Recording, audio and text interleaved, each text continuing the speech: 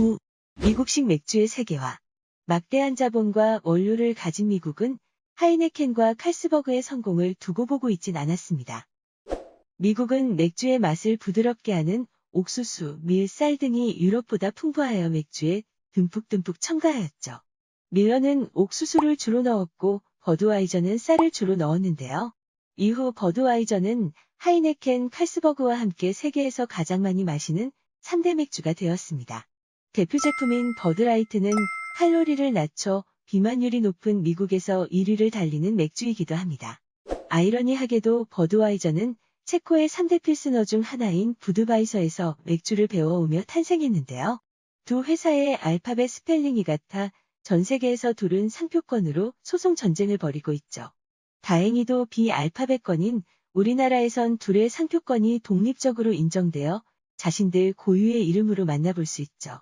그리고 이 부드러운 미국식 맥주는 전 세계로 퍼집니다. 멕시코의 코로나, 필리핀의 산미구엘도 미국식 맥주의 부드러운 맛을 모토로 하여 성장하였죠. 심지어 부드러운 맥주는 맥주의 본고장 독일로 날아가 소규모 양조장이던 크롬바커, 웨팅어를 성장시켰고 독일만큼 유서 깊은 벨기에에서도 옥수수를 첨가한 스텔라 아르투아가 탄생합니다. 10. 동아시아의 맥주. 그런데 동아시아의 맥주들은 미국보단 독일과 인연이 깊습니다. 1897년 독일은 중국의 청도를 점령하였는데요. 독일인들은 청도의 물이 독일 최상급 물과 비슷하다는 걸 알게 되어 맥주 회사를 설립하였습니다. 이게 바로 우리가 양꼬치와 마시는 칭따오이죠. 쌀을 섞긴 했지만 독일식 전통 라거에 기술이 그대로 전수되어 유럽 맥주 같은 맛이 납니다. 일본도 마찬가지였습니다. 일본 최초의 맥주 회사인 삿포로 맥주는 메이지 유신 때 독일로 건너가 맥주 양조를 배워온 장인 나카가와 세이베가 만들었죠. 그래서 현재도 보리 100%로 만든 삿포로의 에비스는 산토리의 프리미엄 몰츠와 함께 일본 최고의 맥주로 불리고 있습니다. 그런데 곧바로 미국인이 세운 기린 맥주가 등장합니다. 기린 맥주는 미국식 맥주처럼 옥수수와 쌀을 많이 섞어 부드러웠죠. 그리고 곧바로 진한 보리 맛의 삿포로를 누르고 단숨에 일본 시장을 석권했지요. 이렇게 부드러운 맥주는 항상 진한 고급 맥주를 이겨온 역사가 반복되었습니다. 그러자 1980년대 부도위기에 있던 소규모 맥주회사 아사히는 기존 맥주에다 물을 타는 이상한 짓을 하죠. 바로 슈퍼드라이의 탄생이었습니다.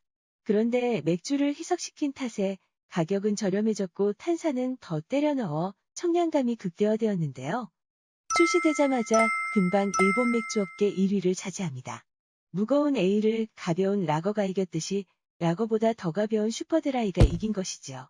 그리고 이러한 경향은 한국 맥주까지 이어집니다. 11.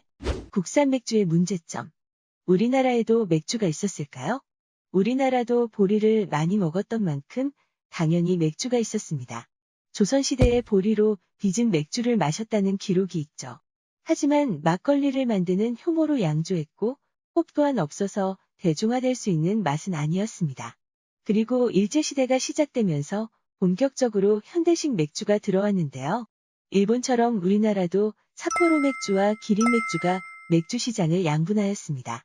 그 당시 맥주는 다른 술들에 비해 매우 비쌌지만 그 인기는 나날이 높아져 갔습니다. 그러자 일본 맥주로 이름을 바꾼 삿포로 맥주는 조선 맥주라는 자회사를 세웠고 기린 맥주는 슈와 기린 맥주라는 자회사를 세웠죠. 그런데 세운 지 몇 년 지나지 않아 광복되며 자연스레 조선 맥주는 하이트 맥주로 슈와 기린 맥주는 오비 맥주가 되었습니다. 한마디로 국산 맥주는 현재 수입 맥주 시장 1위인 일본 맥주들에서 시작되었는데요. 하지만 현재 국산 맥주들의 평판은 매우 나쁩니다. 대체 왜 이럴까요?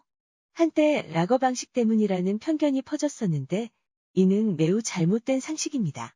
앞서 본 것처럼 전 세계 맥주 시장은 이미 100년째 라거가 대세이고 수입 맥주 1위 일본 맥주 또한 라거가 강세이지요. 심지어 옥토버페스트가 열리는 미넨의 전통 맥주도 라거 맥주입니다. 그렇다면 진짜 문제는 무엇일까요? 바로 세금 때문입니다. 우리나라 맥주는 원가가 500원이면 세금은 550원이나 됩니다. 뿐만 아니라 정부는 물가 인상률보다 맥주 인상률을 엄격하게 관리하였는데요. 1970년부터 현재까지 짜장면이 50배 오르는 동안 맥주는 겨우 7배 올랐습니다. 이렇다 보니 국산 맥주들은 원가 절감이 그 목표였습니다. 일본에서 아사히의 슈퍼드라이, 희석식 맥주가 유행하자 바로 차용하여 그 원가를 절감하였고, 매년 곡물 원료는 오르는데 맥주값은 올릴 수 없으니 보리, 홉, 물 모두 질이 떨어질 수밖에 없지요. 반면에 수입 맥주들은 과세 표준이 달라 700원이 원가이면 300원만 세금을 내고 들어오고 있지요. 이러한 상황에서 하이트에서 작정하고 내놓은 고급 맥주 퀸즈에일은 글로벌 주류 대회에서 많은 상을 휩쓸 정도로 그 품질을 인정받았는데요. 하지만 가격이 고급 수입 맥주와 별반 다르지 않아 흥행하지 못하고 있습니다. 한국식 주세법의 문제는 이뿐만이 아닙니다. 해외에선 크래프트 비어, 즉 개인이 창의적으로 만든 맥주가 유행하고 그 시장이 매년 커지고 있는데요. 하지만 우리나라에선 개인이 만들었음에도 맥주를 파는 순간 대기업과 똑같이 원가 500원에 세금 550원이 붙습니다. 해외의 유명한 크래프트 비어들이 한국에서 사업 계획을 철회하거나 금방 문을 닫는 이유이기도 합니다. 한국의 주세법이 개정되지 않는 한 수입 맥주들의 전성시대는 끝나지 않을 것 같네요.